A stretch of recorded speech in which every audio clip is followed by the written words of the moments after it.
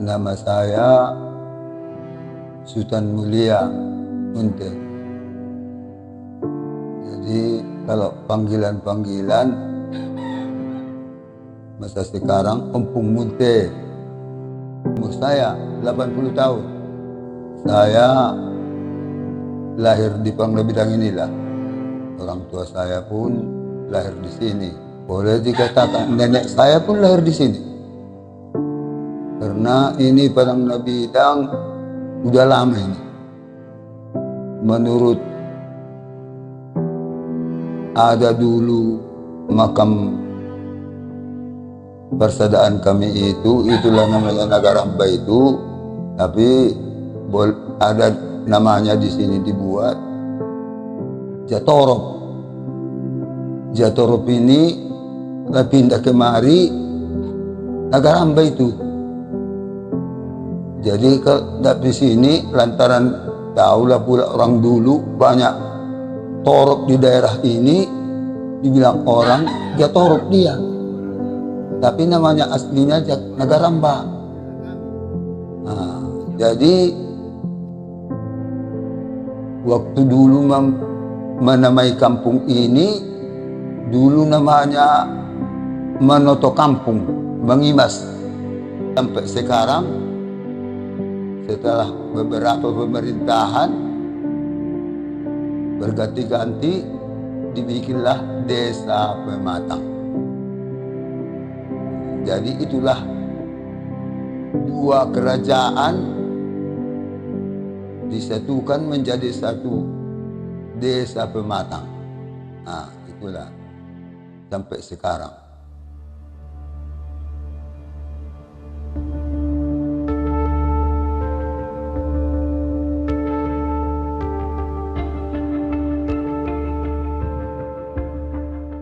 Ya, nama saya Hadomuan Munte, tokoh masyarakat Dusun Juana Pompar.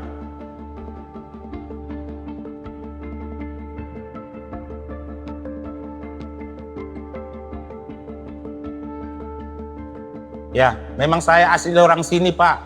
Nenek saya yang dulunya mendirikan kampung Napompar ini, Pak, Bu.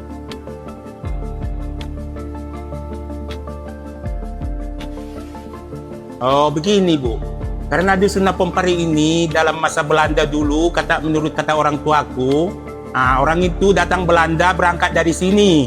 Tiba-tiba berangkat dari sini berpincar-pindah kemana-mana. Sampai adik ayahku saja pun, pupuku sampai sekarang belum sampai jumpa. Berangkat ke Negeri Sembilan, Malaysia katanya. Sampai sekarang kami belum jumpa sama Wak itu. Itu makanya dibilang ini Pamoparan. Di mana-mana orang Napompari ini banyak, Pak. Di Medan, di Jakarta, mulai dari Rantau Prapat sampai ke Medan, di Bandar Durian, apalagi di Labura. Banyak kali orang Napompari ini, Pak. Makanya dibilang Pamoparan. Desa yang hanya dikenal lewat cerita, desa terpencil di balik bukit, jauh dari pusat kota, terpisah oleh jalan tanah dan waktu yang lambat. Hidup berjalan sederhana, lampu minyak menggantikan listrik, air ditimpa dari sungai, dan informasi tiba hanya lewat kabar mulut ke mulut. Namun, zaman terus bergerak. Jalan mulai dibuka, menara sinyal berdiri, dan cahaya listrik mulai menerangi malam yang dulu pekat. Saya atas nama Muhammad Arifin Hasibuan, umur 49 tahun, saya sudah berada di Desa Pematang ini. Jadi saya keturunan yang ketiga untuk Desa Pematang ini.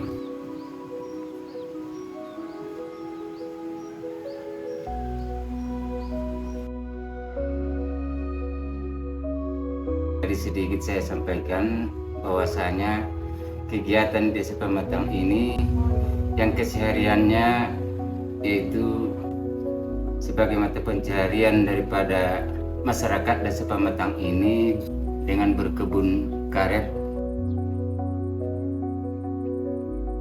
dan menderes ataupun mengambil getah dari karet. Nah, setelah kira-kira tahun 2001, akses menuju Desa Pematang ini telah terbuka dengan jalan roda 4, biarpun agak sedikit bisa dibilang masih kurang bagus karena masih situasi tanah merah. Oleh karena itu beralihlah angsur demi angsur mata pencarian masyarakat Desa Pematang ini mulai menanam sawit. Oleh karena itu setiap yang di pinggir jalan masyarakat mengusahakan untuk menanam sawit agar biarpun kata orang bisa berubah nasib ataupun merubah mata pencaharian. Sekarang di tahun 2025 ini hampir rata-rata Desa Pematang ini bisa dibilang 60% hingga 70% itu mata pencahariannya sawit, biarpun belum maksimal dalam cara pengurusannya.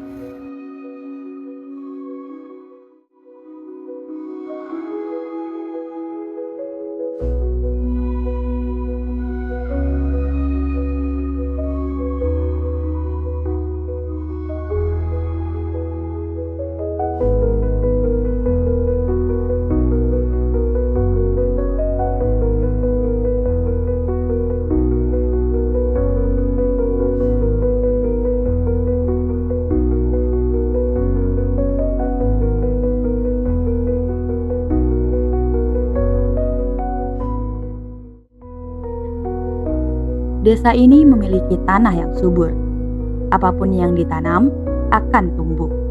Bukan karena keajaiban, tetapi karena harmoni.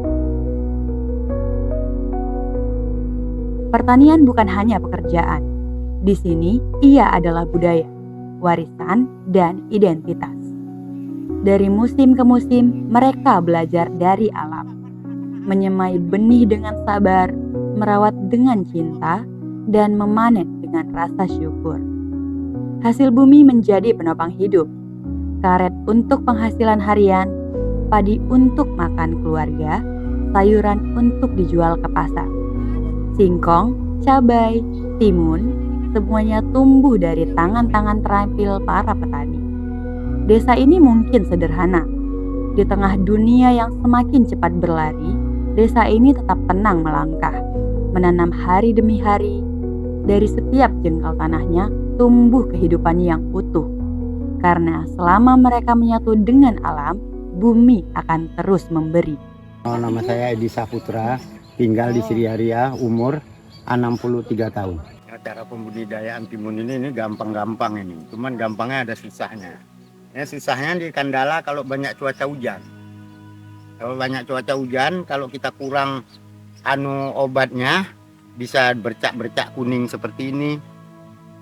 Dia makanya kalau pupuknya ini, obat racunnya ini harus ada 3 jenis. Mau mereknya apa aja, yang penting ada akarisida, insektisida, fungisida. Kalau ada ini 3, cuaca yang kayak manapun nggak masalah, cuaca panas, cuaca hujan, ini aman. Tapi kalau nggak ada ini 3, insektisida, akarisida, fungisida, nah ini alamat lah ada salah satu kerusakan. Kalau kendala lainnya mungkin cuaca hujan banyak kali, ya ini mungkin basah. Nah itu memang nggak ada obatnya lah kalau basah, kecuali paret lah.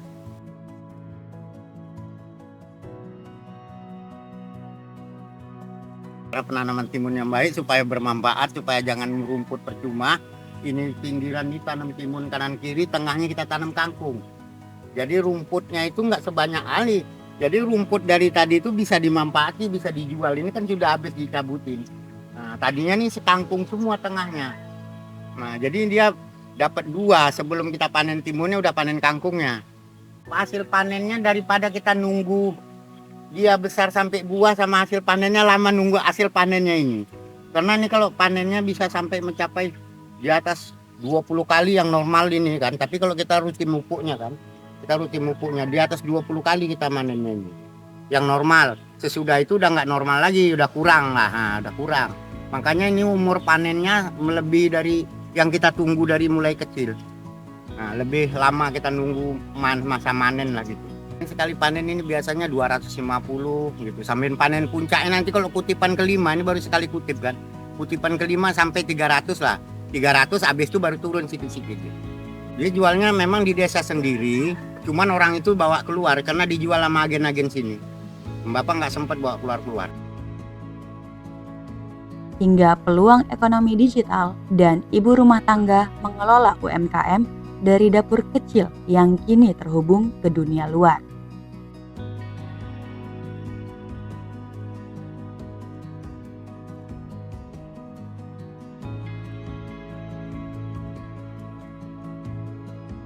Nama saya Indrian, usia 35 tahun, bertempat tinggal di Desa Pematang, Dusun Siriaria A. Bahan bakunya dari kebun kami sendiri, kita tanam sendiri di lahan. Kita edarkan di desa-desa sini saja, nggak di luar. Karena kalau di luar kita belum ada untuk tempat yang cocok untuk dipasarkan ke situ, siapa penadahnya gitu. Produksinya dalam 1 minggu 1 kali.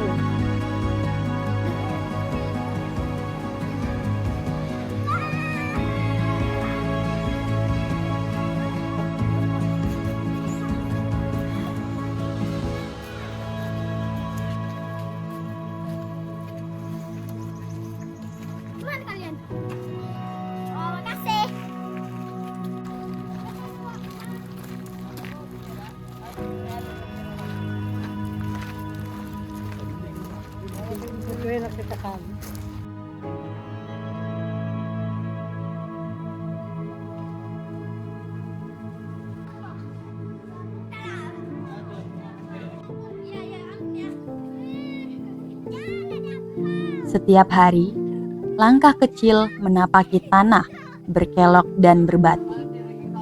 Sebagian berjalan kaki bercanda bersama teman. Bukan karena terpaksa, tapi karena mereka tahu pendidikan adalah jalan keluar.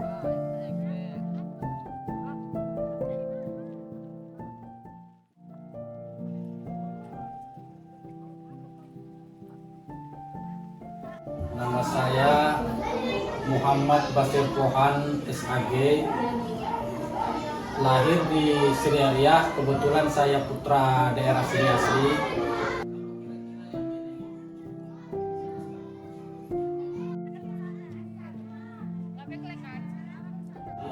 Masalah kapan berdirinya SD kita ini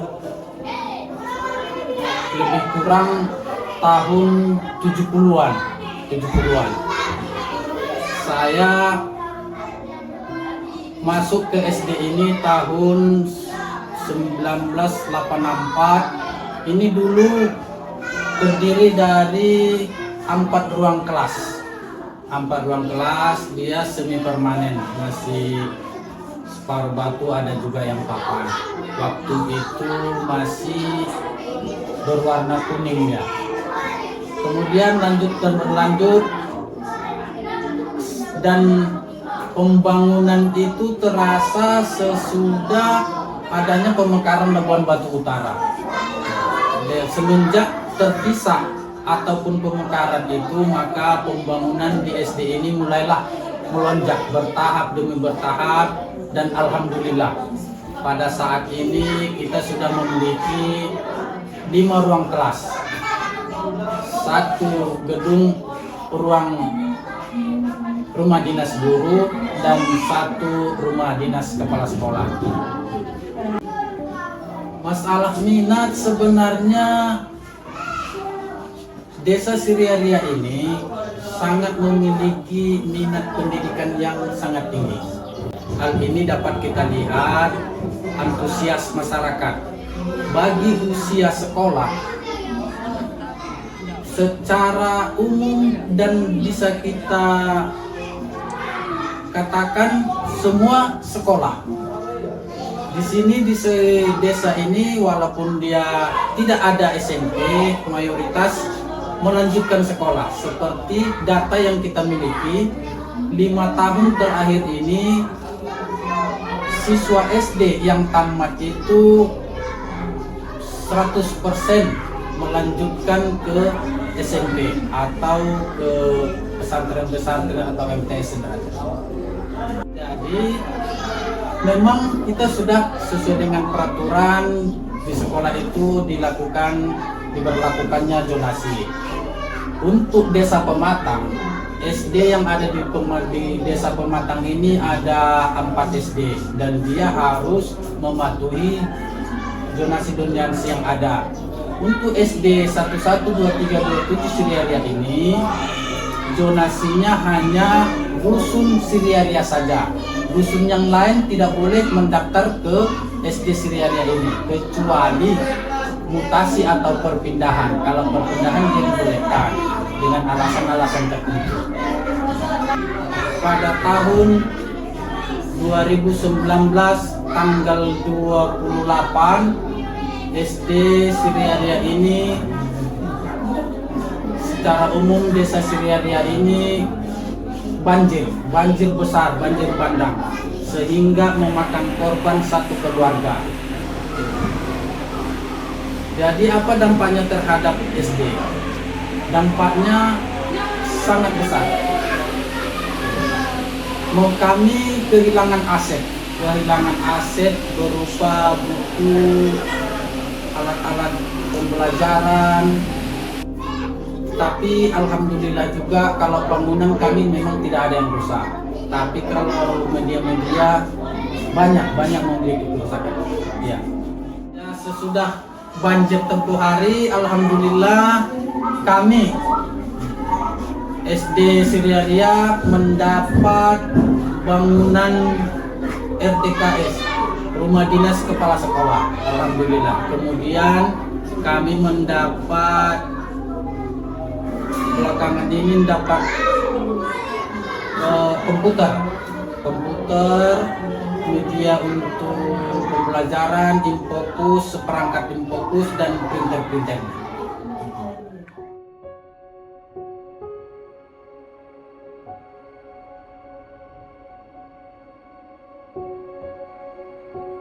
Jadi nama saya Peter Pohan. Masalah pembangunan, alhamdulillah berkat dana desa itu sudah cukup banyak, yaitu di setiap dusun ini hampir semua dapat, dan jumlah dusun di Desa Pematang ini ada 8.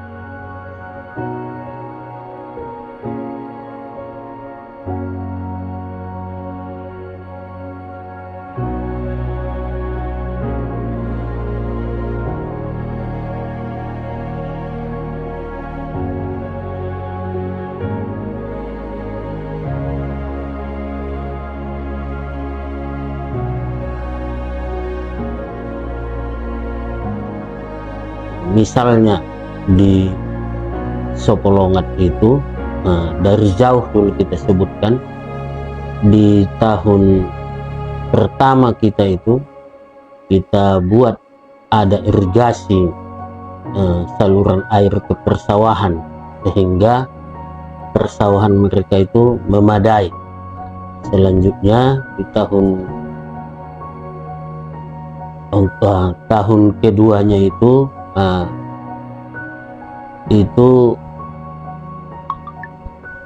PLN 2 dusun itu telah dimasuki, yang mana sudah ratusan tahun itu belum tersentuh oleh PLN.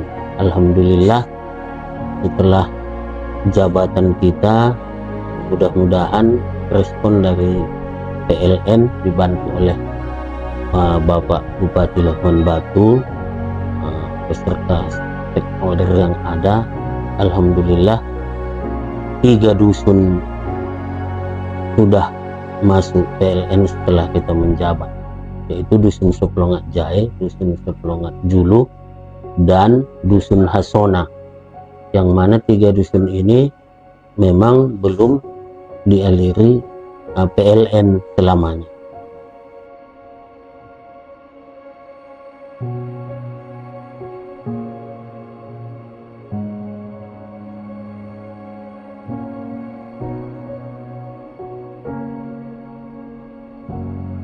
Setelah itu tentang Soplongat Jae Julu itulah dusun yang paling jauh dari Desa Pematang. Wajib kita melewati 2 kabupaten, Kabupaten Labuhan Batu Induk dengan Kabupaten Padang Lawas Utara. Dan di Soplongat itu juga di tahun 2024 itu kita bangun lagi jembatan beton, yang mungkin kalian sudah melihat buktinya semalam, dan kerabat beton juga, dan gorong-gorong juga. Memang masih banyak lagi yang mau dibangun di dusun yang terjauh itu, cuma karena itulah kemampuan untuk ini sesuai dengan musdes dan musdesus yang ada. Pembagian dana desa untuk di dusun-dusun itu sesuai dengan pelaksanaan musdes, musyawarah desa, dengan BPD, tokoh masyarakat, LPMD, perangkat desa, dan lain-lain. Sehingga untuk di dusun Napompar itu pun untuk tahun 2024 itu mendapat 100 meter rabat beton dan bok. Dan di dusun Padang Nabidang itu termasuk paret mulai dari lingkungan kantor kepala desa sampai ke pemukiman masyarakat. Selanjutnya ada juga PPT, tembok penahan tanah, yang mengancam di aspal dekat wisata Aek Siparau, yang itu ada hubungan kolaborasinya dengan pemerintah desa. Selanjutnya di dusun 5 HPP Pematang Baru itu kita buat rabat beton 100 meter ke tempat pemakaman umum Muslim di sana. Dan selanjutnya lagi untuk di dusun Hasona itu pun ada pembangunan rabat beton 100 meter untuk memperlancar transportasi antar dusun ke dusun. Selanjutnya lagi di dusun Siriaria A dan B ini berberendengan. Tujuan masyarakatnya itu ada dibangun JUT, jalan usaha tani, perkirasannya sepanjang 1.500 meter. Itu mudah-mudahan sangat menyumbang peningkatan pengangkutan perekonomian masyarakat, baik dia membawa padi, sawit, karet, dan lain-lain. Selanjutnya lagi di dusun Siriaria A dan B itu ada juga dibuka untuk jalan ke pemakaman umum Muslim. Sebab kenapa ini dibangun? Karena sering gendala apabila musim hujan itu air kadang besar, tiba-tiba ada salah satu jenazah yang mau lewat bisa terhambat. Dengan dibangunnya nanti ini, mudah-mudahan kita tidak melewati sungai, bisa nanti ambulan langsung ke tempat pemakaman umum. Selanjutnya penambahan rabat beton ke gang rumah kepala desa sepanjang 80 meter, selebar 80 cm, karena dia hanya pertambahan supaya dia sampai menjadi 3 meter luas daripada jalan rabat beton tersebut. Dan masih banyak setelah tahun 2022, 2023 sampai 2024, itulah termasuk yang sudah dibangun infrastruktur selama kita menjabat. Dahulu, tempat ini hanyalah hamparan hutan lebat yang nyaris tak terjamah manusia. Pepohonan tinggi menjulang, akar-akar menggulung di atas tanah, dan suara alam mendominasi setiap penjuru. Tak ada jalan, tak ada listrik, hanya desir angin dan kicau burung yang bersahutan di balik semak belukar. Namun, dari dalam rimba inilah harapan mulai tumbuh.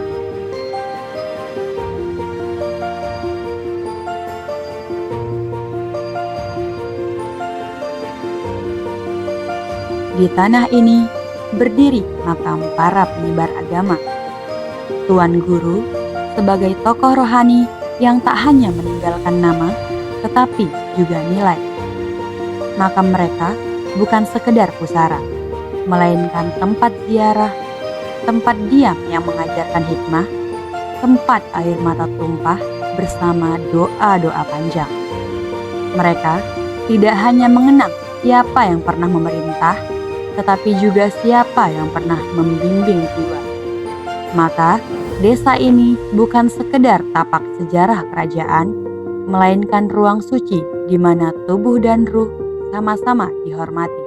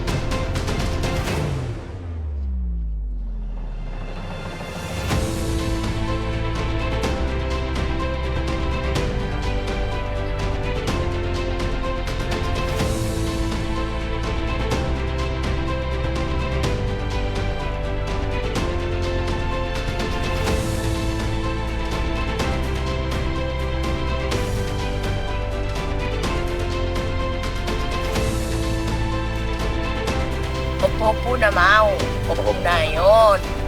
Jadi, unang lupa, sejarah ni, opo na yun.